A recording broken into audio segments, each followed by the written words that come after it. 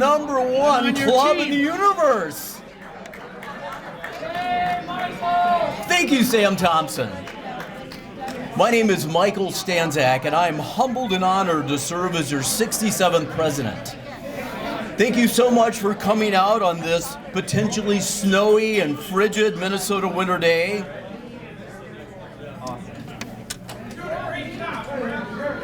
Thank you, St. Paul. Appreciate it. Thank you, Gordy, for being here. Thank you, Tom Gump, for being here. We have a fun meeting planned today with Chef Mike Rakun, restaurateur and owner of 5 restaurants: Northern Hospitality and Company, Mill Valley Kitchen, Benedict's, Long Trees, and Mill Valley Market. Interesting thing, I have never met Michael before today, yet I know his whole life story, and the reason that is, Mike Kallas, is his father, Tony Rakun, is a dear friend of mine, and we golf together at Bear Path. So I know about Mike graduating from high school. I know about Mike going to the Cordon Bleu Institute in Egan. I know about Mike going down and working at some fancy restaurant in Naples. It's all great. Along the way, he gets married, he has 3 kids, and he comes back here and he starts 5 restaurants. So we're so excited to hear your story, Michael, and how you survived the pandemic and how creative you are. Thank you for taking time to join us. We should have a lot of Michaels today. We do. That's a good name, don't you think, Gordy?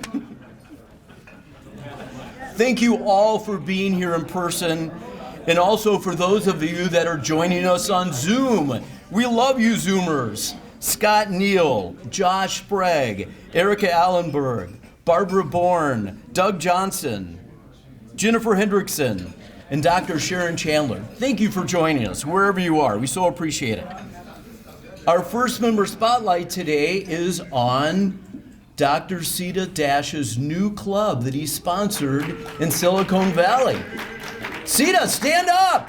Give him a round of applause. Well done.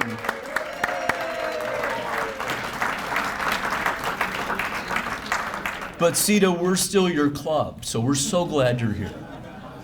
Oh, I think I forgot Josh Sprague. You're on Zoom too. Thanks for being there, brother. All right, our next member spotlight, is on none other than Jerry Norton, who had his grandson, Everett, who came and got to spend time with him. I hope to be a grandfather sometime. It's really fun, huh, Jerry? It's just a blessing. He is a good-looking kid. So, Fred, I know what you're thinking. All Rotarians do is go skiing and hang out at the beach in the winter. Not true. Check out Carlin Padiacci and Rob Brudding teeing it up at Top Golf. I mean, Bill McGreevy would go to Top Golf, wouldn't you, Bill? With that big thumb of yours? Okay, I know many of you are disappointed in the U.S. men's hockey team, but one of our members, Björn Frudenthal, was thrilled that Finland won. Let's give it up. Those Finnish know how to play hockey. I don't know if Björn knows how to play hockey, but congratulations to him and Finland for winning. That's awesome. And there is Kayla Beehler celebrating with her father and stepmother on their anniversary. Were you in Vegas, Kayla? You were. Did you win? No. Well, that's okay. I know many of you wondered where our secretary, Paul Peterson, is. Well, we found him. Not only is he here joining us today, but there he was in a beach in Naples with his family and friends, soaking up the sun. Did you get a chance to relax a little bit, or did you have to perform down there too, Paul? I don't know how to relax, Michael. I tried. It was fun. Well, I would suggest by not looking at your phone. I don't know. Okay, Rotary in the News. This is last month's Rotarian magazine. Please look in this month's Rotary magazine. Where is Tom Gump? Tom, rumor has it there might be somebody in the March Rotary magazine that your wife might know quite well. Seriously, it makes for good reading. Gordy pointed out how he reads the Rotary magazine, and it's a great thing. So a week ago, the Edina High School Interact Club had a skate in polio at Braemar Ice Arena. So thank you, Interact people, and thank you also Lindsay Smaka, who's pictured there, for going and raising money to fight against polio. We so appreciate it. Now, as many of you know, our district, 5950, sent out a survey to our members last year, and I would like to share those results with you. The results, David, are very encouraging, and there are certainly some candid suggestions from members of our club to improve our club. So one of the questions was, what was your primary reason for joining our club? 62% of the people that responded said community service, followed by international service and social activities. Another question is, which of the following have you participated in through Rotary? 94% of our members who responded said community service. 96% of them said social events, and 33% said international service. Please indicate your level of agreement with the following. 80% of the people who responded said our weekly meetings are a good investment of our time. 78% of our members care about one another. And yet 54% said we do a good job involving new members. So certainly we have some area to work on there. Is there an area where you would like to see improvement? I think Edina Rotary is run very well, and I appreciate the commitment of the members and those in leadership. Improve the sound system. Get intellectual speakers that inspire. Edina Rotary is in the sweet spot largely because it pivots, pays attention, is relevant with programming that is about trends, critical issues, and empowerment. More events of the fireside chat genre. These are wonderful opportunities to really get to know each other.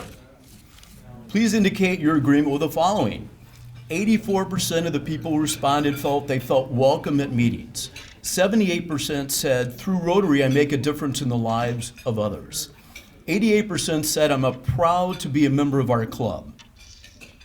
More than anything, I wish our club had more new members. Singing, no, just kidding, I'm singing. More international diversity.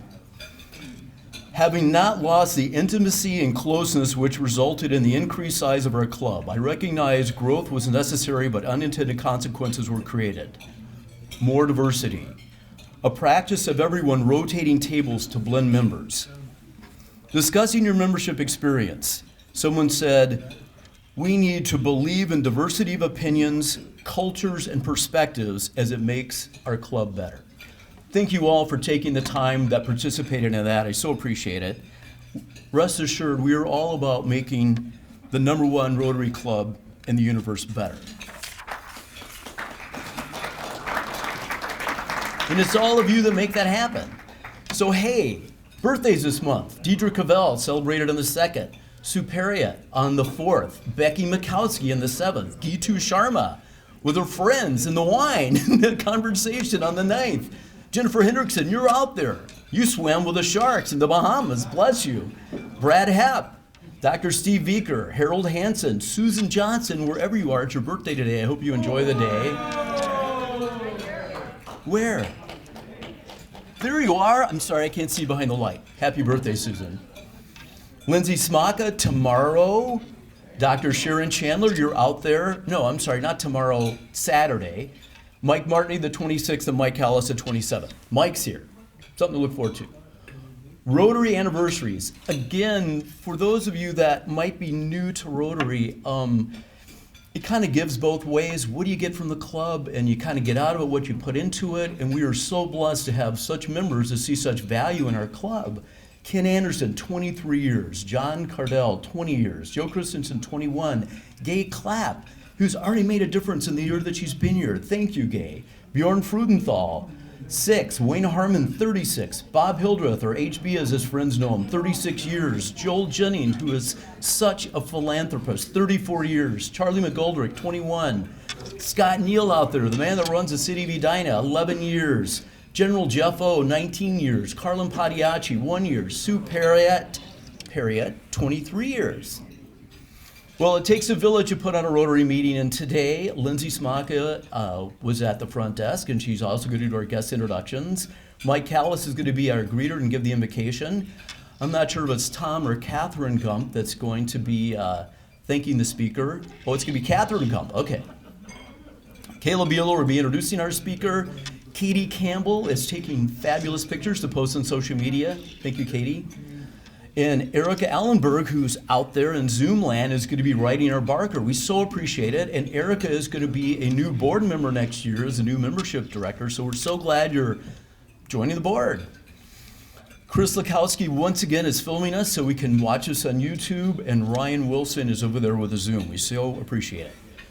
So, and I think I left out Mike Kallas. Mike, you're doing the Invocation, the Pledge of Allegiance, and 408 test. Please stand up and rise for the Invocation, Pledge of Allegiance, and 408 test. Good afternoon, everyone. I want to thank the Lord for all of my blessings, and I think probably a lot of us in the room have similar thanks and similar blessings. I want to thank for the blessing of life and the chance to be here this afternoon.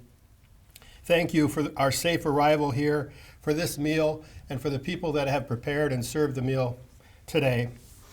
Thank you for our speaker and for our guests. Thank you for health and happiness. Thank you for family and friends, and especially the wonderful friends we have here at Rotary. We ask for strength to serve each other, to serve our community, to serve the world with gratitude and humility. And in these trying times, finally, I want to ask the Lord to grant our world leaders with wisdom in this difficult time. Amen. Amen. Pledge of Allegiance. To the flag of the United States of America, and to the republic for which it stands, one nation under God, indivisible, with liberty and justice for all. And all the things we think, say, and do, is it the truth? Is it fair to all concerned? Will it build goodwill and better friendships? Will it be beneficial to all concerned? Thank you. Hi, Ryan. Hello, everyone. So we have three guests with us. Guest of David Klein's, we have Bridget Fink. Stand up, Bridget. This is my friend, neighbor, Bridget Fink.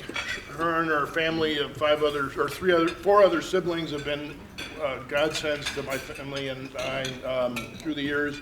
Bridget is going to replace Betty Crocker in the world of baking bread and cookies. She's interested in starting her own business, and I thought she might want to meet the world's greatest restaurateur, so I brought her today to this club. But if you need bread, you could get in touch with her.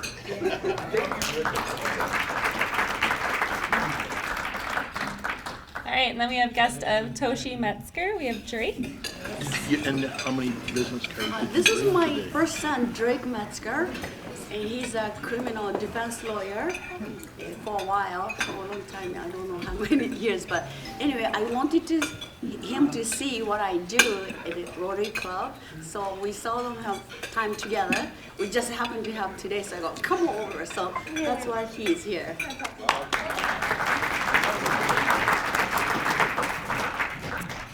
And we have a guest of Josh Sprague, Stephen Moore, and Josh is not here, but go ahead and stand up, Stephen.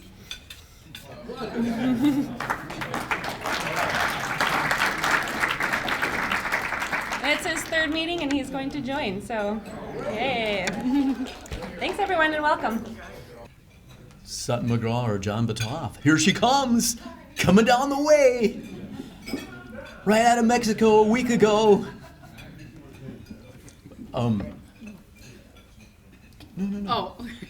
Sutton has done a fabulous job putting this together. Again, working with the Edina school system is very challenging. And Charlie Bear, you might not know it, but the Edina Student Senate has reviewed each of the case studies that we're going to have in the Students Ethic Leadership Seminar, who Sutton has worked tirelessly along with Andre Brewer and John Batoff to put it in. So anyway, Sutton's got an ask. Here she is. Hi, guys. I just wanted to remind everybody that our Student Ethics Day is Tuesday, March 8th, and it's at St. Patrick's Church, so the church right down the school. And we have about 40 students who are participating this year, so if you could sign up to help be a table leader, there is sign-up sheets on the table, or you could just call or text John, Andre, or myself. And it's a really nice way to get to know some of the high school students. They're actually extremely intelligent. They have a lot of different thoughts going on, and it's really just a way to help facilitate conversation if things get stagnant or if someone's taking over too much of the conversation. But actually, all the table leaders, we've been doing this for many years, but at least the last 5 years when we were doing this before we took a break, walk away saying they have gotten something out of it. So if you would like to help, we need 8 people, and I would love to hear from you. So thank you so much.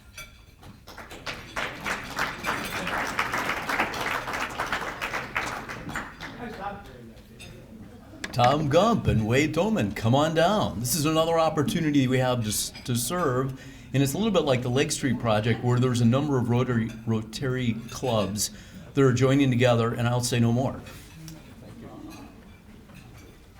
Good afternoon. We all remember the haunting images of Afghan families trying to get to the airport in Kabul. And now many of those families, hundreds of them, are here in Minnesota. And they need help with basic needs like housing, food. Many of them do not know English, jobs, and so many other things. And this is a great opportunity for our club and some of the area clubs to help with those needs. So, Tom? So Wade said I could talk about whatever I want to. So, so what I want to talk about is your Rotary Club. Because a few months ago when we started this Rotary Community Corps, I was filling out the paperwork and wondering, can we really get this done? And then I remembered your club. And I know we get things done. And what reason we know these Afghan refugees is because of your club. You helped us start the Veterans Club. And there's 2 individuals there who were Afghans, who were translators working for the US government. But they also, one of them actually stopped a suicide bomber when he was trying to disarm some IEDs. And that's all because you guys gave us a $5,000 scholarship to start that club. So what are we gonna do? We're gonna go and we're gonna try to solve these needs that Wade talked about. And we're getting traction. We actually, our state representative, actually is selling his mansion and downsizing and giving his furniture to the community that we're trying to help. So, yeah, and it really is a big deal. If you think about in the 80s and the 90s, how we had the Somali refugees came out, and Rotary never reached out to them. We never brought them in. We never served them. We don't have a club like that. But because of the work that we're all doing now, I mean, we had, as you can tell, that's a picture from a couple weeks ago, we had about 64 people there, half Rotarians, half Afghans. They brought an Afghan traditional meal that we shared. So, but we're going to need some help. But if anyone can make a difference, Rotary can make a difference. I was sitting in my Rotary meeting on Tuesday morning, and you are the best club in the universe. And I'm saying that even in front of Chris taping. But the second best club is my club. And I was sitting there, and Andrew was going to take his driving test that day, our 16-year-old. And I was sitting there thinking how lucky he is to be able to do that. Because the Afghan community, they can't take a driver's test because the driver's manual isn't translated into Dari or Pashtun. So they can't get a job. So that's why they need people like us. Luckily, sitting at the table next to me was a friend of mine who just joined our club. And Google Translate doesn't go into Dari or Pashtun. But his company has software, so we were able to get that done. That's what Rotary does. So we got to keep it going. So we have our next meeting this Saturday at 12:30 at the Edina Community Center. It's Southside entrance, door 10. We just want to encourage as many of you that want to come to that meeting, you can just show up. We feel the network of Rotary is one of the best networks, so that if people need help or assistance with some of those basic needs, you might be able to connect them with either a job, resources for some of their basic needs. So again, as many that can come, and you'll be moved because for about 10 of us Rotarians that were there taking notes, the needs were incredible. So it's frontline, and it's a great opportunity for you. So, thank you. Thank you.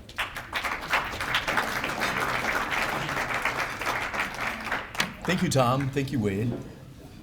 There's still time to get that hat you've been waiting for, David. It's a blue hat.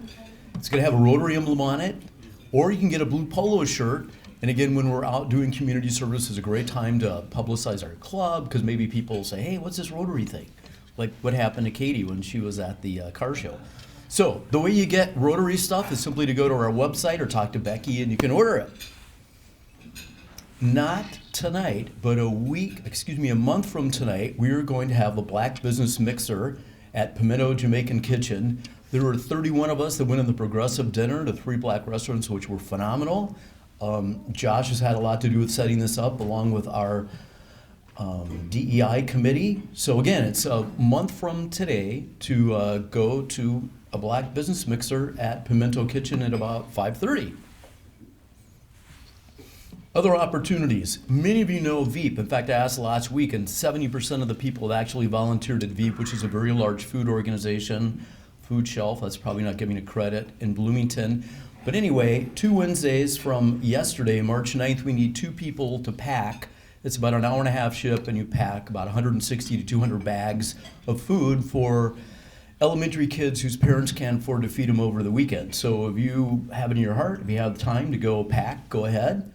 The other big news is in the month of March, our club, in conjunction with Edina Country Club, is going to have a VEAP food drive. Most of the things are going to be non-perishable.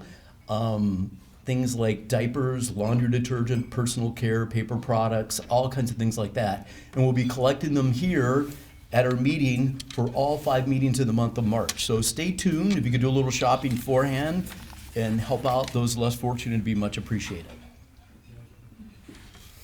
So Kayla Beehler has a great story. This is Katie Campbell's story. This isn't Katie Beehler's story. Good heavens.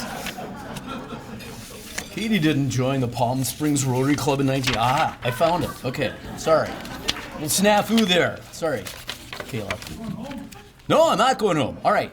So anyway, Kayla grew up in Grand Forks, North Dakota, and moved to the big city of West Fargo, North Dakota, right out of high school, where she attended Minnesota State University Moorhead to complete her undergrad business administration with an emphasis in management. She first joined the Fargo Moorhead AM Rotary Club in 2016 while working at BC Contracting. She was a member until she made the momentous decision to start another life chapter, moving away from everything and everyone she knew, and she ended up selling her home, getting a real estate license, and moving to the island of Maui in Hawaii and selling vacation ownership. Hawaii was absolutely life-changing, and she enjoyed every minute until COVID hit in 2020. She made the hard decision to move back closer to her friends and her family in the Midwest and moved to Edina, Minnesota in June of 2020. In the midst of settling in, she joined our club. How lucky are we to have Kayla in our club?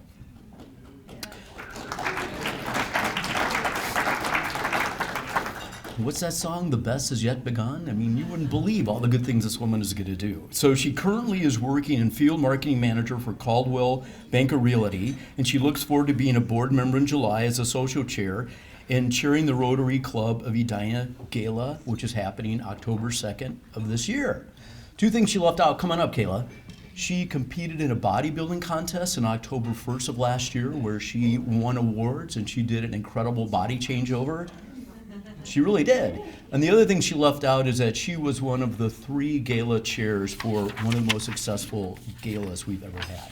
Thank you. Please welcome my friend and fellow Rotarian, Kayla Beehler. Thank you. It's my pleasure today to introduce our speaker. Executive Chef Michael Rakun believes that good food begins at the farm. His signature style eschews fat in favor of herbs, broths, and foods' natural flavors, using inspiration technique and a love of natural foods to create mouth-watering, farm-to-table healthy dishes. Hopefully your mouths are still watering.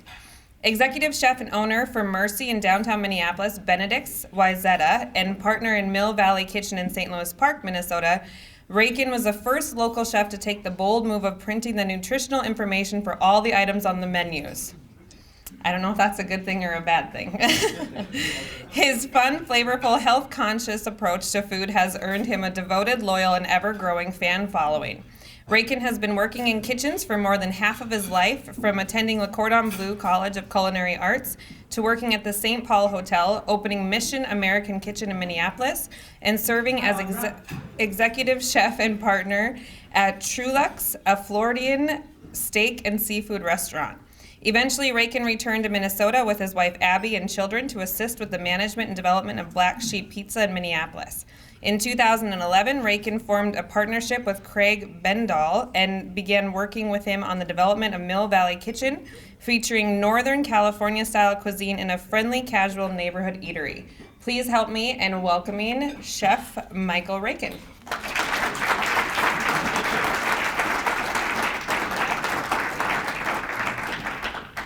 Thank you very much. I'm Mike Rakun. So Michael had called me and asked me to talk about kind of the pandemic and how we adapted and overcame and what that was like. And let me just tell you, the last 2 years was an absolute whirlwind, and my head's still kind of spinning from it. Leading up to it, we had Mercy Downtown, which I had took over ownership of Marin, which I opened in 2013 with my partner Craig. And he's a banker and not a restaurant guy, and we were struggling, and came to a point where he wanted to close or whatever, and I ended up buying it from him. I said, well, I'll buy it, and so that's kind of how I really kind of progressed more into ownership, and I had a stake in Mill Valley, and so we were kind of going through the struggle from 2016 to 2018. When did the pandemic even happen? Like, I don't even know. And so it was the fall, and I was kind of evaluating. I had Benedict's at the time, and that was 100% ownership for me. And I was evaluating. Mercy was so much fun. Like, as a chef, it was like a chef's playground. Like, I'd go down there, we'd have wine dinners and chef tasting and all this stuff. And if there was like something happening downtown, it was just electric. We'd serve 1,500 people in a shift, and it'd just be great. And then the next day we'd serve 40. So it was just like this downtown roller coaster, downtown Minneapolis. And I'd look out the windows every day, and crime and all this stuff, all these outside factors were always a challenge. And so I was doing this analysis in the fall. It was like, okay, well, I have this restaurant, it's super fun, but profitability-wise, versus this one, that was, a lot of work on the front side to set it up, but profitability-wise, this one's, a lot easier to manage and all this stuff. And so I was just thinking about it, and flash forward to closer to the pandemic. We were working on doing Mill Valley Market at Theodore Wirth, and full tilt boogie. I had to go through. We were like probably 2-3 months behind because I was meeting with the park board, and they were giving me grief because I wasn't a minority, and so there was a lot of pushback, and so I had to go to probably 4 or 5 meetings. Take out time on Wednesday night. Maybe it was even more than that, and I finally got to a point, and I said, the way this is going is actually discriminatory because just because of the color of my skin, I want to open this restaurant, and I want to provide opportunities for people, yada, yada, yada. And so finally they agreed, and they gave it to me, and it's been great. But anyway, so leading up to it, we had the World Cup of cross-country skiing. It was like 20,000 people. Opening weekend, it was going to be 20,000 people Friday, Saturday, Sunday. And so we were using Mercy downtown as like our banquet, it was like our commissary essentially. So I got the crew down there just cranking out food and full tilt boogie. I'm at the space on Wednesday with one of my partners, a chef partner, and we're just like getting all our smallwares in. We're setting up the store, and the next day we got food coming in, and we're like just ready to rip. And so it was like 7 a.m. to 10 p.m. I was like, all right, we got to call it a day. We need our energy for the weekend. So we go and find a spot, and we sit down, we have a beer, literally butt hits the seat, and my phone beeps, and it's the president of the LOP, and he's like, the event's canceled. I'm like, oh no. And then so I could just see the dominoes starting to fall, and I was like, okay, well, what are we going to do here? So I was immediately just started figuring out all our stuff with food, preserve, whatever, store, all that stuff. And then downtown was immediately, so we're going to get all our booze off the shelf. We're going to take that to storage because we're downtown and it's all windows. And I could just picture in my head, when there wasn't a show downtown, it was kind of like a third world country sometimes. Be gang fights outside our windows, and I probably walked into 3 after crime scene, murder scene kind of stuff, and I just knew it was going to be bad. So a little foresight there. So we emptied this store right away, and I locked that one up, and that was number one, and then just that was my life for probably 2-3 weeks, was just ratcheting down all the stores and kind of getting stuff in place, and somewhere in that time I had to call everybody together for Mercy, and that was the first one I did, and said, hey gang, and it was a lot of people that have been with me for 10, 15 years, and I was like, sorry, we're closing, and I don't know if we're going to reopen, and I'm sorry. And it was the only time I've ever cried in business, looking at grown men that I've been with my whole life, or whole career, and it's sorry, I don't know what to do. And so that was my reaction, just I'd say being a chef really helped me to kind of persevere through this whole thing, because as a chef in the restaurant, no day is ever the same, ever. You never know what's going to happen, so you got to be able to adapt and overcome and roll with the punches kind of thing. So that was how I took it, and just stop the bleeding immediately, and then recollect ourselves and then figure out what to do. So we had a couple weeks of downtime there where I had a good chunk of the crew over to the house, and we drank way too much beer in the backyard and had bonfires, and I apologized to all my neighbors in advance, and just tried to regroup and figure it out. And what I was going to do was just stay closed until we could reopen again, and just completely shut it off. Like, I immediately called all the landlords while this stuff was happening. I said, hey, here's the deal. Like, you got to work with me if you want me to be here for a long time. And they all did, and I had great relationships. So, and it was one day at a time. And, as soon as the government started releasing information on different programs, like, that was my first priority. I don't know if any of you experienced dealing with the PPP stuff on the front side, but I sat for a whole day. It was like 8 hours. Like, you fill out a form, then you click the next one, and then you'd have to wait 15 minutes for it to load to the next page because their system couldn't handle it. And I had to do that for all the stores. And then, like, I got to the end and it crashed. Like, okay. But I just did it every day. Like, that was my job, sit and fill out forms. And so, that helped us, definitely, absolutely. Got us to the next phase. And while I was doing that, some of my key members at some of the restaurants said, all right, chef, we got to do this to-go thing. And I was like, well, doing the math on it. And I was like, it's not, we're definitely not going to make money. Like, I knew that. And, they were all kind of getting stir crazy, wanting to get out of the house. And it's like, all right, well, if we can do it and break even or lose $5, I'm in. We'll do it. And so that's what we did. And we started with Mill Valley Kitchen. We started doing that, just dinner only. It was like Thursday, Friday, Saturday kind of thing from 5 to 8. And like I said, it wasn't a money-making thing. It just kind of kept people active and getting out of the house and all that stuff, and kept the team together. And yeah, throughout the time, it was like virtually like 4 or 5 different pandemics for us, because it was like wave 1 and then wave 2 and then this mandate and that mandate. And I feel like our industry just got hammered around every corner. And, like, you could go to Walmart and nobody had masks on, and it was thousands of people there, but you can't go into a restaurant, And so, and like the state of Minnesota was kind of rough for us, like every other state, it seemed like in the country, you could go pick up booze at the restaurants, and they were a little bit more proactive in making sure we got through it. And, but yeah, so, and here we are, and then throughout the pandemic, my father-in-law actually owned the building that the Doolittles in Alexandria, Minnesota was in, and they were having some issues. And, they ended up terminating the lease, and he's like, all right, kid, and he talked me into opening a restaurant up there mid-pandemic. So now we have Long Trees in Alexandria, which turned out to be a great store. Got a giant wood fire grill in it. And I'll find it. yeah, find it. Put out really great food. Side story, so while my father-in-law was pitching me on this restaurant, he's like, well, it's a wood fire grill, and he was showing me the kitchen, and, Doolittle's had a little wood fire grill. I was like, not really that interested. And then he, like, sends me a couple pictures, like, this awesome cranked, like, wood fire grill, like, just Mac Daddy. And I'm like, all right, you're getting warmer. And then and he's like, look at this one. I was like, all right, fine, let's do it. So he talked me into it. So he goes out to pick the thing up because he's a businessman, very frugal. He's like, I'm going to drive. I think he just wanted an excuse to take a road trip. So he drives out to northern Michigan to pick this thing up with my mother-in-law, and they're driving back. They stop at Kohler. He slips over the stairs in the Kohler Hotel, breaks his neck, hangman's break, should have died on the spot. Guy was walking around next week. Yeah, it was unreal. So we had all kinds of stuff in the last few years, like, yeah. But on the other side, I'd say, where business isn't where it was pre-pandemic, but I'd say it's definitely trending that way. The last little mandate in Minneapolis, St. Paul with the vax cards, definitely felt that in St. Louis Park, because that kind of skews more, like, we have different demographics, I'd say.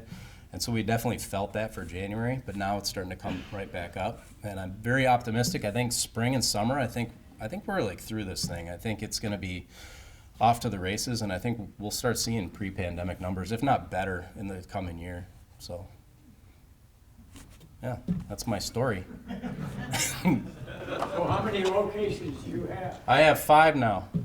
Yep, and so I closed the one downtown throughout the pandemic. It was actually a mixed blessing, because I had a little clause called force majeure. If an act of God or government makes it impossible to do business, I could leave. So that's what I did. And I'm thankful I did, because I think Minneapolis is a long road. We hear so much about being able to find worker bees. Mm-hmm. How are you faring with that situation? And if you are successful, what are you doing? I'd say, not to toot my own horn, but they like to call me the Pied Piper, and I'm a lead from the trenches kind of guy. So I've got a really strong core group of people. And then the outlier positions is been an issue for 10 years, I'd say. And it's gotten a little worse. The store in Alexandria was actually almost impossible to get people. Rolling into opening weekend, like I was hiring people I would have never hired, first of all, because there was just nobody coming in. And I personally manned the employee booth, or whatever you want to say, the hiring booth, it was 7 days a week for a month, and nobody's coming in. And so I just started hiring people, and come up to opening day on test meals on Thursday or Friday, whatever it was. I had a couple chefs came up, and I was like, all right, guys, hold down the kitchen. I'm going to catch up on some admin stuff. And I come back at time for service. I looked at one of my chefs, I'm like, where is everybody? He's like, you're looking at them. So it was me and the two guys I brought up from the city, and we served a lot of people. And that's what we did for like the first few weeks. And then slowly it was like, as the word got out that we were putting out good product, then they started coming in. And it's taken up until now, almost a year later, to have a core crew there. So it's hard. And I'm wondering, I don't know if it's true, but it seems as though maybe tastes have changed as a result of the pandemic. For example, movies, it seems as though superhero action movies are all that are out there now. And I don't know if that's true, it just seems that way to me, but I'm wondering if you found anything trend-wise with the taste of your customers that, they're more into, comfort food or expensive food, or any trends that way that you found as a result of the pandemic? I don't know that I can speak. I don't know that there's any trends I'm seeing. The one thing I would say that I'm seeing is people are cooking at home more, and I think the pandemic has definitely pushed that hand a little bit. And throughout the pandemic, a handful or numbers of celebrity chefs are doing like online cooking classes, and I think that's really, and you get sous vide circulator machines online for pretty cheap, and so I think the consumer is becoming more educated. And I think they're a little more willing to pull your card on some stuff. So I would say that has changed a little bit. Just the evolution. Is it any easier now to hire staff for your restaurants than it was? Yeah, it's lukewarm still. I did hear you say that you were hiring people that you wouldn't have hired before. And there's a lot of people in this room who might fall into that category. Yeah, I got a spot for you. Yeah, it's hard out there, and I think it's a generational shift. Minneapolis, St. Paul took it on the head for the restaurant scene when we lost the Art Institute, Le Cordon Bleu, and whatever else there was. Now I think all we have is St. Paul Tech and maybe Hennepin Tech. And I don't know what those attendances are like, but we're not getting the culinary kids anymore. And it's like the diamond in the rough when you see the twinkle in the eye and you find that one person. You're like, you want to cook? I'm going to teach you. And then so it's hard.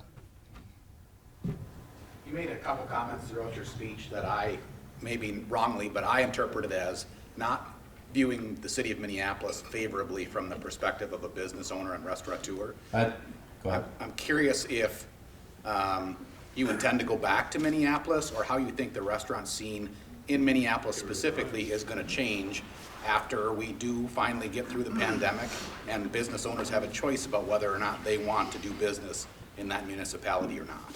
I personally don't want to do, I personally am not actively seeking to do business there, specifically downtown. I think the restaurant scene there's great. I think North Loop's great. I think Northeast is great. South's good.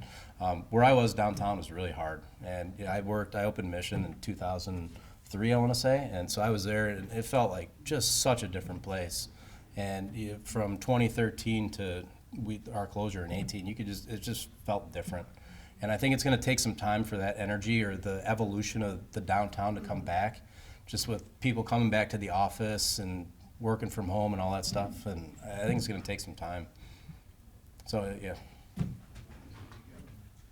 That too. Restaurants have added a surcharge to the bill for either back of the house or health benefits rather than raise prices. Some have raised prices and done that.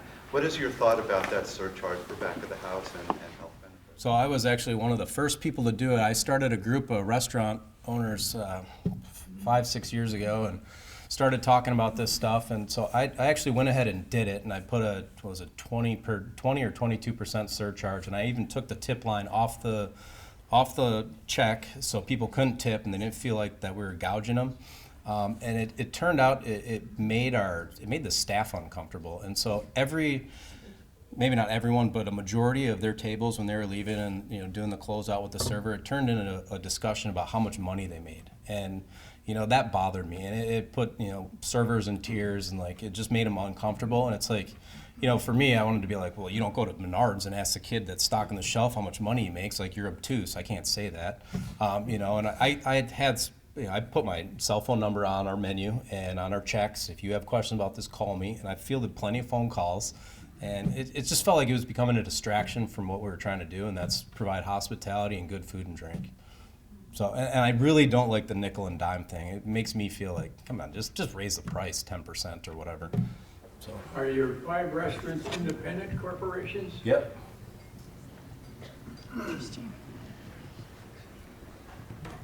So how often do you change your menus, and how do you reinvent yourself, and where do you go to get inspiration for new dishes? I mean, are you watching Gordon Ramsay at night on TV? I actually love Gordon Ramsay. He's probably my favorite celebrity chef. I love his new show, Uncharted, or whatever it's called. I eat around town all the time. I like to go check out what everybody else is doing in town. I like to travel. Once as things are getting back to normal. I was just in Austin, Texas, eating way too much. That's why I'm doing the keto thing. I'm always eating and traveling. Like that's my favorite thing to do. We change our menus at Mill Valley. I'd probably say like 6 times a year, and try to run specials here and there. So it's very seasonal, chef driven. We meet with farmers. I met with farmers 2 weeks ago about what we're going to be planting for this coming growing season, and so then Benedict's is a little more, that's a little more set. So we'll change it a couple times a year because it's breakfast, brunch, and people want the same thing. They're creatures of habit. I know I'm guilty. And then market is a couple, 2-3 times a year. So. Your relationship with the farms, do you buy rutabaga futures, or do you buy? So I work with the three or four smaller farmers, and we'll meet in the winter, and they're talking about buying seed. And so, okay, we're going to be buying seed. What would you like us? What are you going to go through, and how much? What do you expect? And then we just go from there. And then we get through the year, and they're like, well, you said you're going to go through this many tomatoes. Maybe next year we'll do less. Or okay. Yeah. And I do the same thing with the poultry guy. And well, how many ducks do you think you're going to need, or chickens, or whatever? So a lot of your food is locally sourced. Is that it, Michael? Yep. Yeah, and that's our underlying theme, like the question you asked me earlier. And we don't tout it on our menus, and we probably should. I like to be a little understated, but everything, like that turkey sandwich, that comes from Wild Acres Farms in Pequot. I get it once a week, it's fresh. That bird was running around a few days ago. And all our food is that bread is made by Turtle Bread. We get it in 6 days a week. All that stuff is like that. Everything's house made, so that's our. Purchase that strawberry arrangement you got there. Yeah, I did that myself.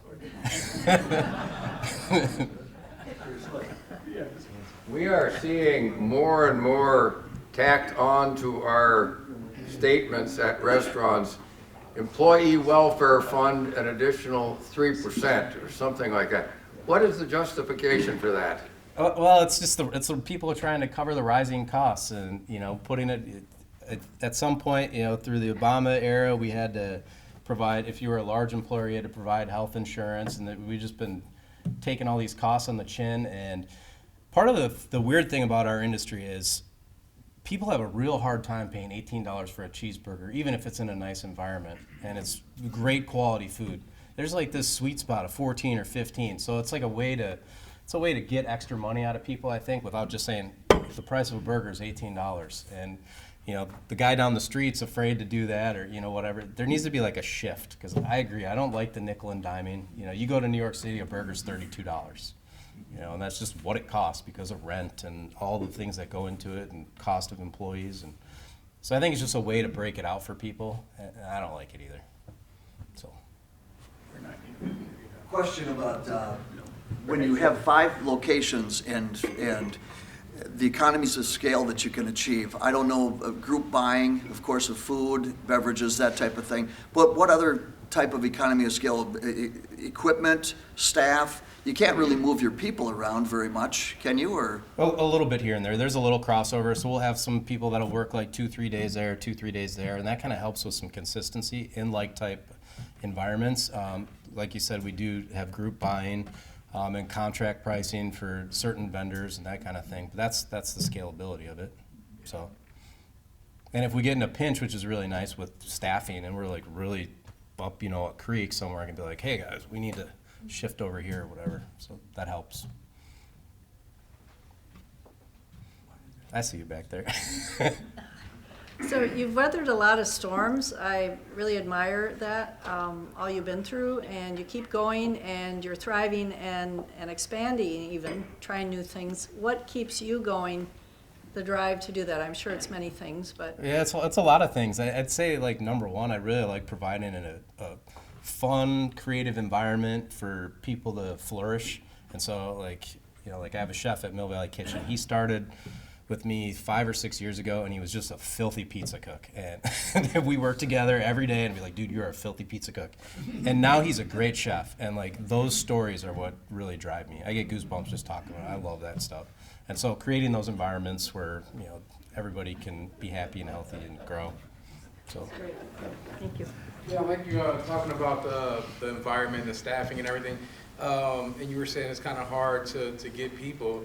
Are you doing anything locally, like in schools, to kind of like groom kids or get people that kind of work their way into that industry or anything like that? I don't know how to do it. Some kind of like education program, or find like the local high school or something. I don't know, maybe that might. I mean, we've knocked on doors, and I've placed calls with like some of the tech schools and that kind of stuff, and I've called like Wayzata High School, and I don't really get much response. I wish there was.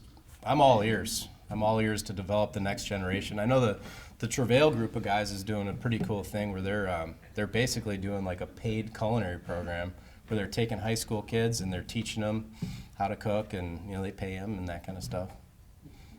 So I think the next generation, we're going to have to be very creative. So what's going to come after chicken wings are gone? When you can't get any more chicken wings, or what's the deal with that? We'll figure it out. I get plenty of chicken wings. I got a great farmer.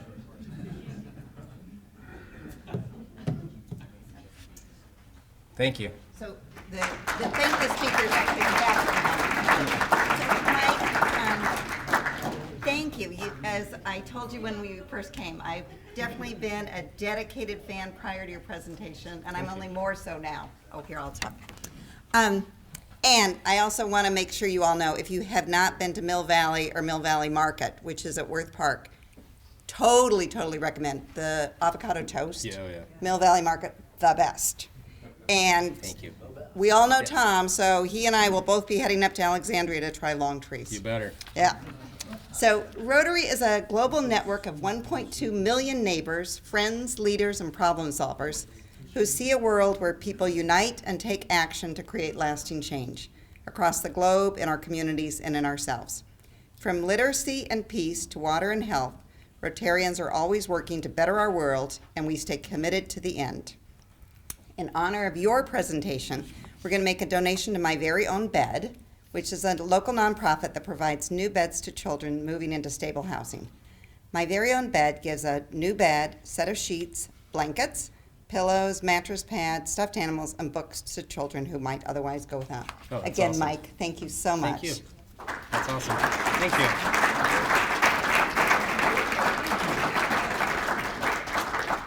Thanks, Tom. He has really cool names for his cocktails, Joe, at his restaurant in Mill Valley Kitchen, like Smoking Gun and MVK Old Fashioned, and I don't know, there's some gin drink, I don't know. Anyway, pretty cool. I'm gonna have to check it out. That's it. So hey, again, we have things to look forward to. Isn't it great to look forward to things, Bill? Like your wedding is coming up and things like that. Okay, it's a joke. What wedding? He's speechless. No, I assure you, Bill is not engaged that anybody's aware of. But anyway, seriously. Next Tuesday, March 1st, is going to be the City of Edina State of the City Luncheon right here. Is it going to be in this room, Jennifer? And although Jennifer's got everything to do with it, she's not speaking. But many of you have registered. It's going to be great. I think we're going to hear from Jim Hovland and Scott Neal, perhaps. Something to think about. Next Wednesday is our vocational avocation happy hours at CW Bar and Grill on Highway 100. Paul Nelson is going to speak from the Morning Club. He's in construction, and it should be fun, again at 6 o'clock. A week from today, we have Chad Greenway, who's a former Minnesota Viking linebacker who, where did he go to school, Katie? Go Hawks. Go Hawks, that's right. Anyway, I've heard him speak before. He's a great speaker, Jeff, and he also has a foundation, so he is going to be speaking to us a week from today. And again, Sutton and Andre and John, thank you so much for the Student Leadership Ethics Workshop. And my friend Mark Stagerberg, you should be a table mentor. I mean, attorney being on both sides of it. If anybody can give these young people advice and suggestions, it would be you. So anyway. Yes, you're very ethical. The sign up is on your table, so if you could spare some time on Tuesday the 8th, it'd be much appreciated. Again, we're looking for 2 people to help out with a VEAP packing shift. 2 Wednesdays from today, the Rotary has the Polar Plunge. A month from today, we have the Black Business Networking at Pimento Jamaican Kitchen. Fabulous food. Stay tuned for the Days for Girls Donation Day. So that is on Tuesday morning, April 12th, right, Ann Platt? And that is going to be a human trafficking workshop, and it's going to be our joint meeting. Yep. So we're meeting with the Morning Club on Tuesday the 12th. Stay tuned for all the stuff that we can bring to help out. Nothing brings people together like good food. Meeting adjourned.